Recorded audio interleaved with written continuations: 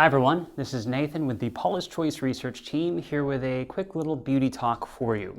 So in this beauty talk, I thought we would address a little bit of somewhat of a skincare myth, but more of a skincare misunderstanding, I guess you could say.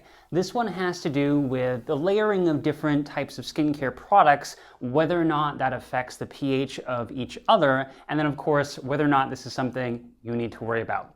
So first thing, we'll talk a little bit about the background behind this myth, and then we'll get to the whole myth-busting side of it. So the first thing, in terms of how this got started, the pH of skincare formulas, that's the balance of acidity versus alkalinity, or how much water essentially is in the formula, has to do with the whole stability of ingredients. It can also affect, whether or not, there can be bacterial growth. There's a lot of different reasons why you want to keep that pH at a pretty balanced level throughout the whole lifetime of you using the product. So when you have an acidic product, there are acidic products like chemical exfoliants, AHA or BHA. Also some vitamin C serums can have an acidic balance to keep that ascorbic acid stable. And then you have more neutral pH formulas. A lot of these tend to be moisturizers because of some of those emollient ingredients. They tend to need a little bit of a higher pH, closer to your skin's kind of natural pH. Well, what this all means is that the misunderstanding is that, it seems reasonable that if you layer a higher pH formula like a moisturizer on top of an acidic formula like a vitamin C serum or an AHA or BHA, that this would throw the pH off of this.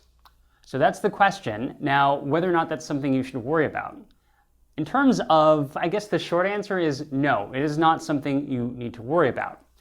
In terms of the reasons why, whenever you're making a skincare formula, essentially skincare formulas have really kind of already thought this out. And the reason why is that when you're creating a cosmetic formula like a serum or moisturizer, you have to create what's called a buffer solution. And that enables that formula to maintain a certain pH over the long haul throughout the whole time you're using it. And then also it has to be able to account for, small little outside elements that can throw a pH off. So that way this solution or this formula helps to resist that pH adjustment. So whenever you're adding small amounts of a moisturizer on top of an acidic formula, that solution is going to help keep that pH where it needs to be. There's simply not enough water here in a product like this, certainly not in the amount you're going to be putting on your face, to affect this formula here.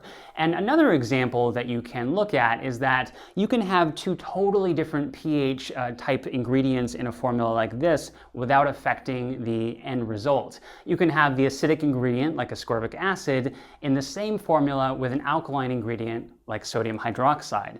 This balance helps keep that pH where it needs to be, but a very high pH ingredient like sodium hydroxide isn't going to be throwing off the acidic ingredient like ascorbic acid because of that amount that's present. Just not enough to make a difference.